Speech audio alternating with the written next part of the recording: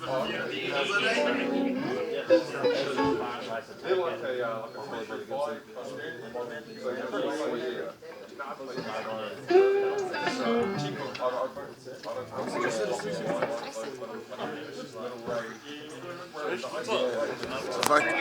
I can't afford it and I don't look like I'm living in a movie, I don't really look. We also we need to get up to Palmerston for a concert tonight of this particular tour in Palmerston. So it's a great pleasure to bring this young gentleman out.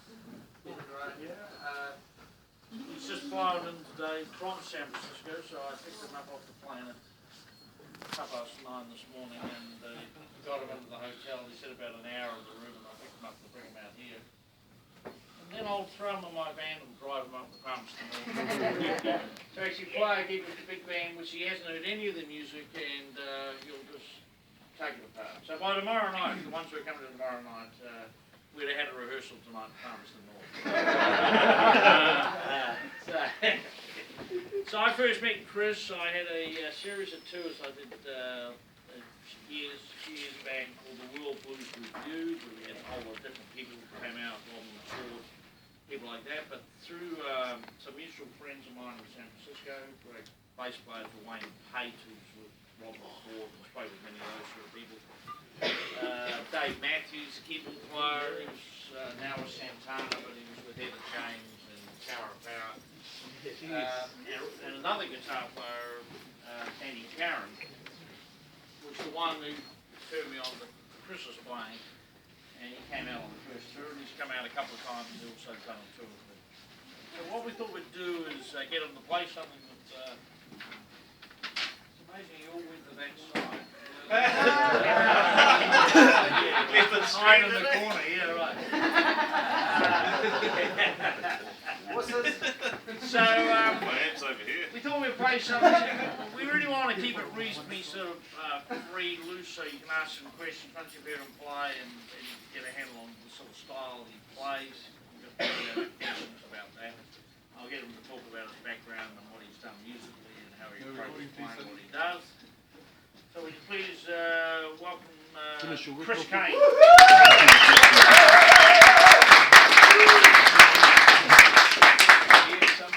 Shuffle a G. Sweet is. Finish your work before. These fellas.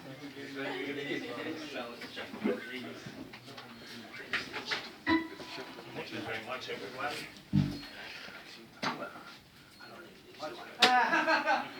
Okay, here we go. Thank you.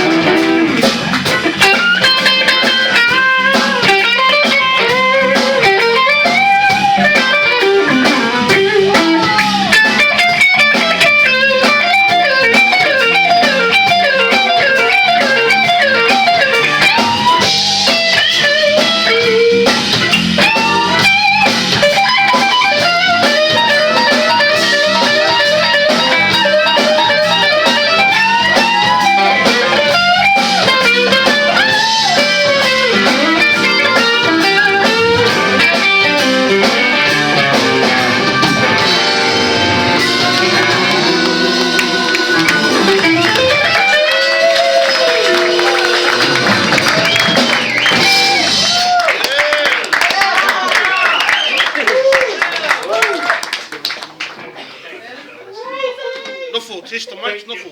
You know the mics are on. Thanks, everybody. The fellas, the orchestra, all you nice folks. You're all in my will.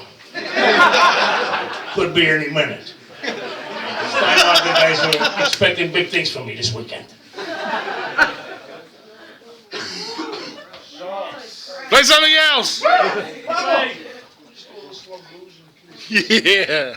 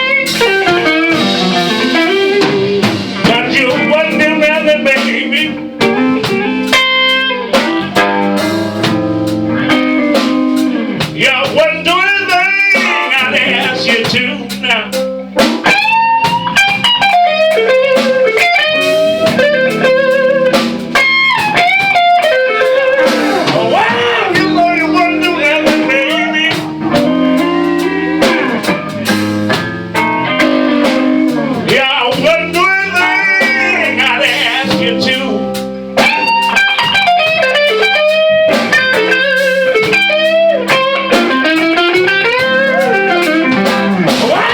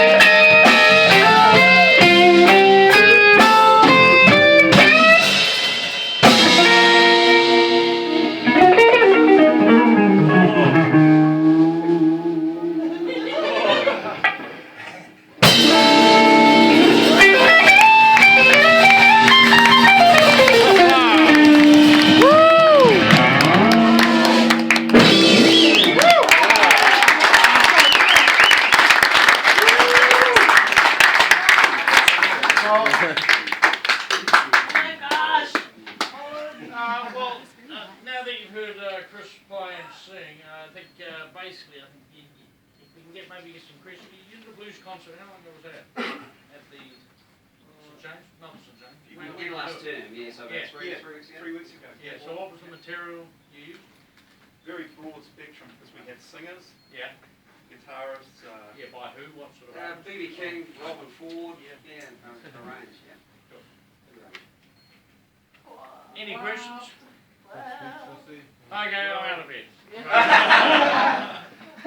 Okay, so yes, I mean the thing is to anything what his influences are, who he used to listen to, what he's done to learn to play like this, any of those sort of things. Yeah, I mean, question. yeah, good. Not on trombone then. What sort of clarinet do you play? He actually plays clarinet. It's a bundy. I got a good mouthpiece out there. Yeah, Chris actually plays really good saxophone and is a very good piano player.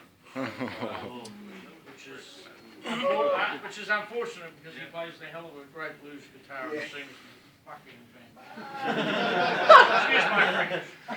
Chris, could you just give us a rundown of your history, perhaps? Well, you know, my father was a great blues fan, so he had all the good records, had a good record player, and whenever B.B. King or Ray Charles came to where we lived, we'd always go to see him when my brothers and I were little, so I was just lucky to be like in a family where, you know, that's what my dad played all the time at the house, and so whatever my dad liked, that's what I wanted to do, kind of, you know. So I just gravitated to the cats that he liked, and I mean, you know, they were the guys I loved too, you know, B.B. and Albert King and all that stuff. So I just basically locked myself in a room with records for my teens, and when everybody else was out having a blast, I was scratching up my records. Finally, you know, started coming to me. But yeah, you know, very well. Yeah.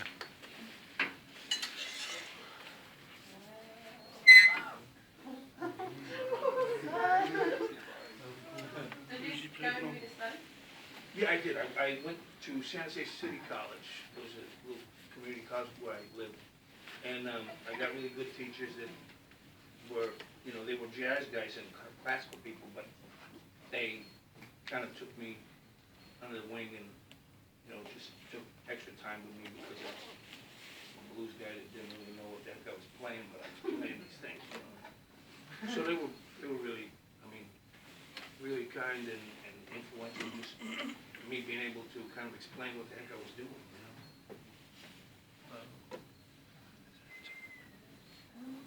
Who are like those singers that you really got into? Oh, God, all of them, you know, I mean, Jimmy Witherspoon, B.B., of course, Ray Charles, God at my house, so anything Ray Charles did was law.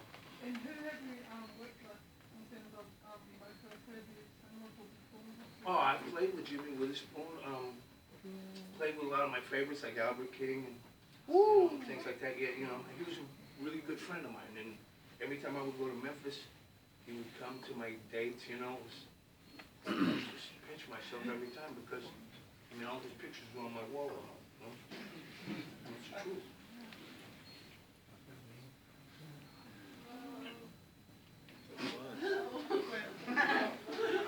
Did you teach Robin Ford guitar?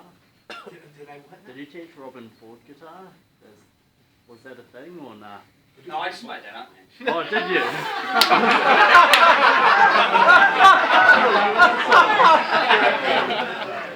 Can I have my money back?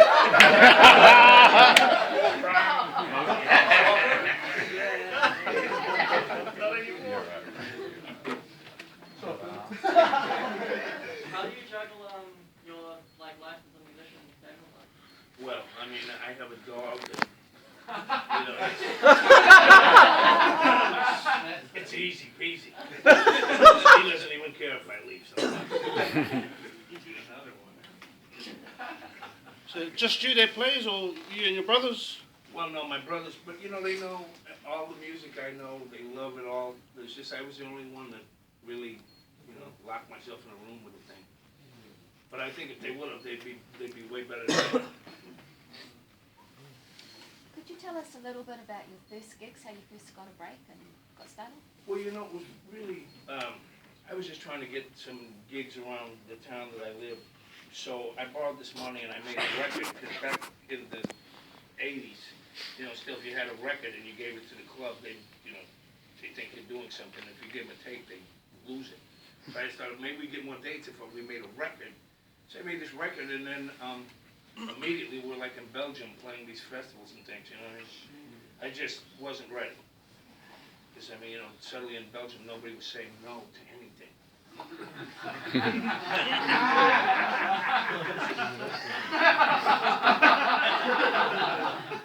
think if I went there now, they would still go, I didn't know any better, but it was wonderful because I had a 6-piece band of guys that played together for, you know, 15, 20 years, same band. I was lucky. I mean, now, it doesn't seem like anybody keeps the same guys in the same band for like 3 weeks. There's, you know, guys are playing in 19 bands, so they come and go, and, you know, but then it was like, you know, we pull up to the gas station, and then everybody get out of 5. You know, we buy gas. I mean, when I tell guys that play in my band now that we did that, they just look at me like, please don't ever try that. But, you know, that's how long ago that was. And, you know, I was just lucky. You know, I mean, I love to play, and so anywhere they let us play, you know, it's just, it's always a thrill. I still love it, you know. If somebody wants to listen to it, I love to do it. What tone settings do you use? The tone settings? Yeah. Like, I just kind of turn everything up until it sounds okay. You know, when the amplifier I have, I don't never had to turn up louder than 3. I got lucky with this little Music Man kind of amplifier. It goes good with this guitar, you know what I mean? But, you know, I mean, I just kind of, I don't really, because it's always different. Every room is different, and you know, I never really write down my settings or something. I just kind of go down and go.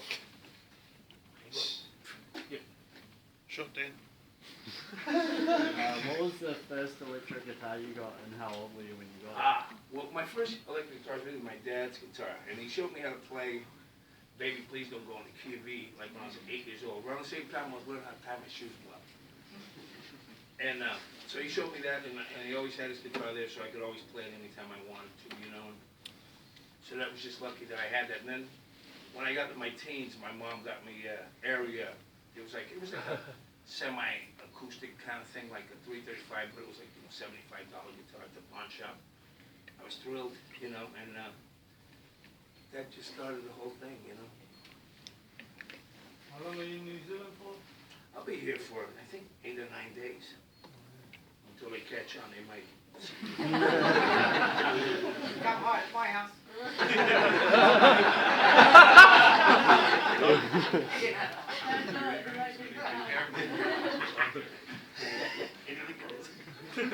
there any like, Oh, sorry. oh no, you go. You find yourself falling in and out with looking at the love blues. Is there times where you don't feel as much as you may have, you know what I mean? No, you know, it's, you know, I like heat rash, so. But I just always have felt like there's so many kind of flavors of that particular style, that like it really never gets totally used up in my heart. It's like, you know, sometimes I won't play the guitar all week. I'm just kind of playing piano when I'm at home. And when I get to the gig, it's like if you don't eat pizza all the time, and then you eat pizza, it's delicious, but if you eat it every day, you don't care. So it's like I just, you know, I'm always looking forward to playing it, and blues has just always just been something that, you know, just got second nature to my whole emotional set, you know. And it's way cheaper than going to like the psychologist, you know.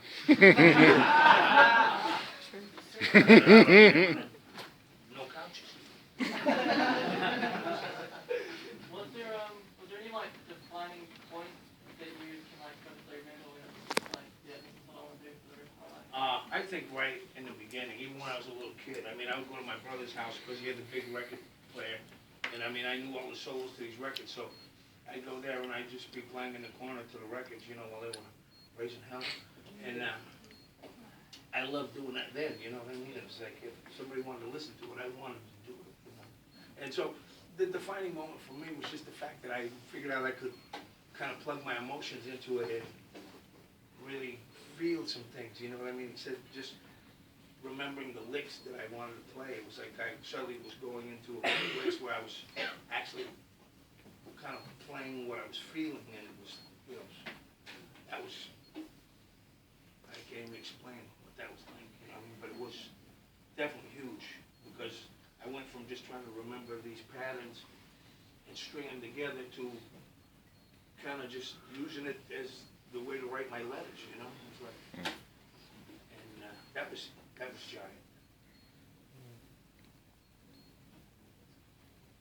He's doing a lot of small clubs and stuff regularly, or is it more big shows? No, small clubs, you know, still, anything, I mean, it's very fluky with me, so it's like one day it could be at a festival, and the next day it could be like a little, but I mean, wherever it is, I love it, you know?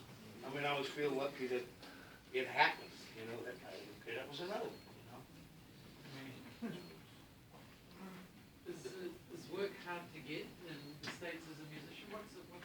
Yeah, it is. I mean, it's probably just the same everywhere. It's like there used to be more club scenes, you know, and then, you know, if it's not poker machines or wet t-shirt contests or something that kind of ace out, you know, a lot of the guys that play, you know. But still, I'm always shocked that I can stay busy enough to do what I like to do and, you know, not get thrown out of my house or anything. Lou still doing it?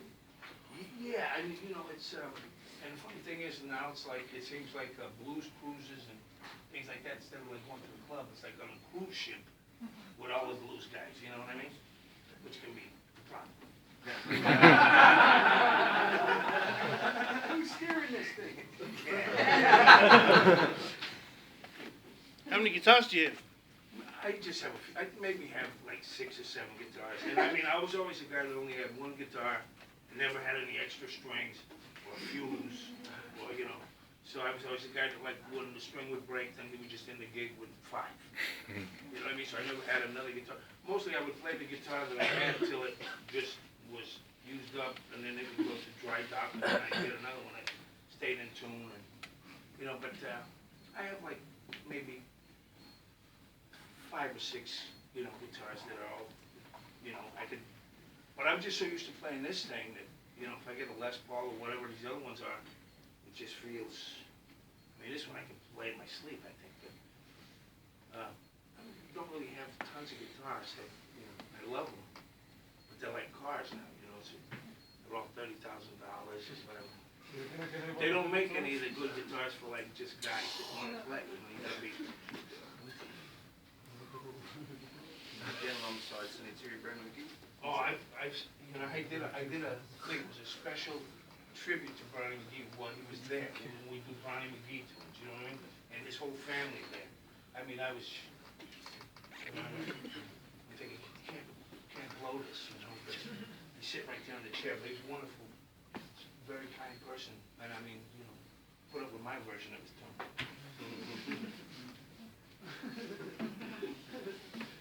Do you have like a defining career highlight, like artists you've played with? Or? Oh, yeah, I would say playing with Albert King was just, I mean, because my parents were there, everybody, you know, my dad loved Albert King, you know, was always playing in the house. So for him to have me up and play and then, you know, say kind things and stuff, it was like, you know, it was just huge. I mean, I still think about it now, and I mean, there's a tape of it, and when I listen to it, I can't believe that it actually happened, you know? But that was one of the greatest things I think that ever happened to me, you know, just having him as a friend and him caring about anything I did, you know? Yeah, Chris, Do I Do you watch your YouTube video? watch mine? God, no, I mean, you know, after I play it, I'm thinking, you know, I was there when it happened, but I couldn't imagine watching it again. Twitching and the sweating and Chris, do you feel like playing another tune? All right! You cut right to the chase. Enough of these family stories. Five more songs.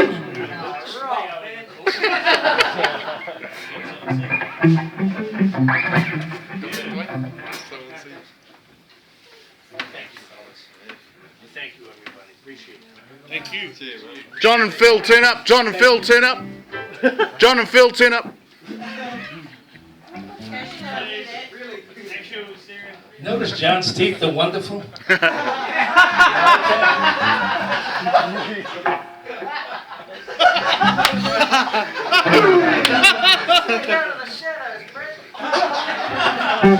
You need more light. All right, here we go, gentlemen. 1, 2, 1, 2, 3.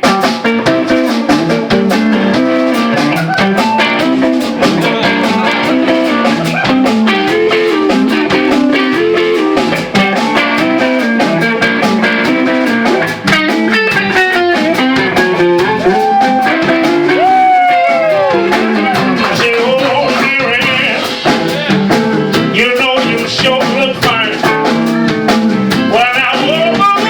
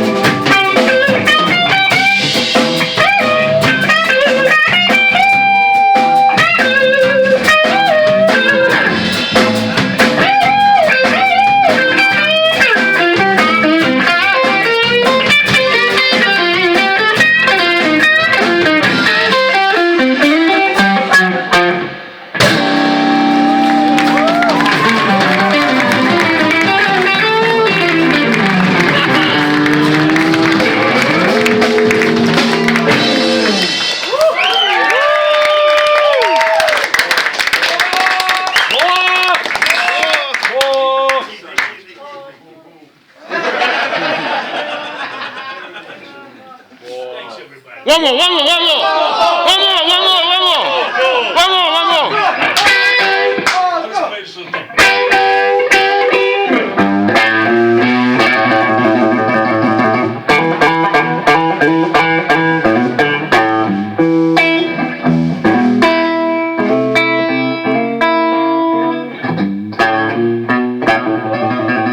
All the time we've been together, your love was like a drug.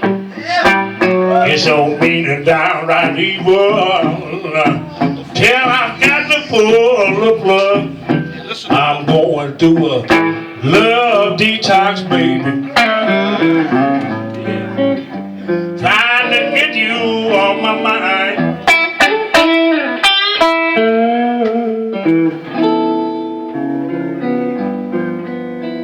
And when I get myself straight,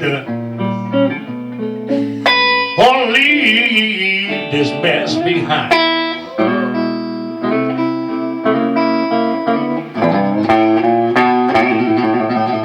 I know that booze will kill you, put a fog around my head, but since you got me hooked, you make me wish that I was dead. I'm going through a love detox, baby. Trying to get you on my mind.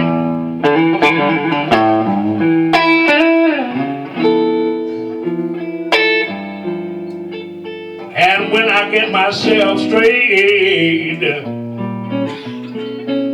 gonna leave this mess behind. I'm gonna try to play this thing one more time.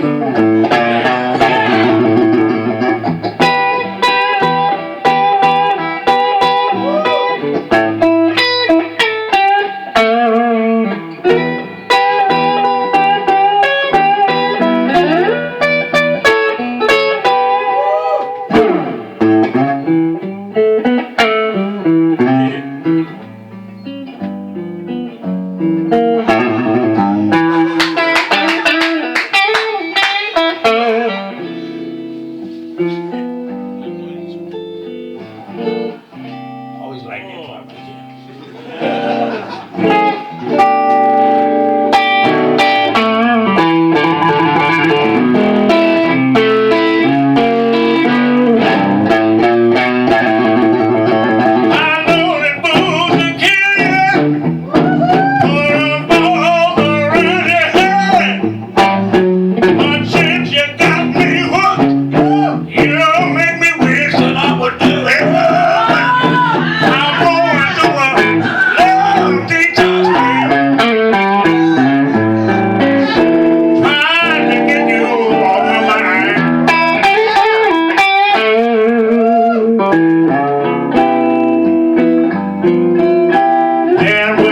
myself straight.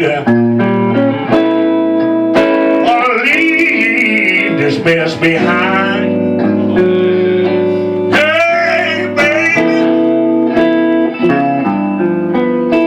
And when I get myself straight, gonna leave this mess behind.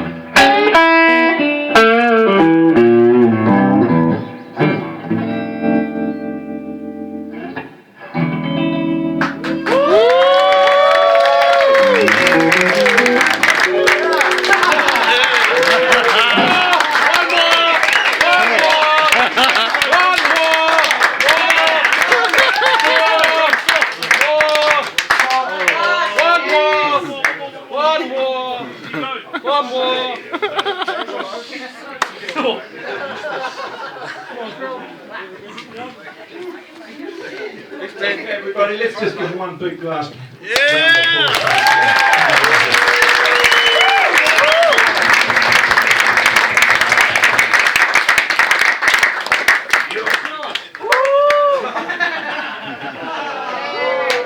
Scurdy! Scurdy! Hugging and then pussy. Woohoo!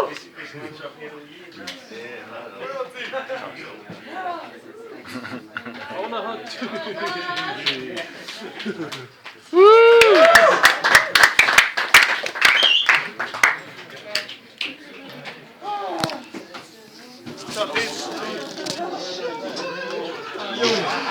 So,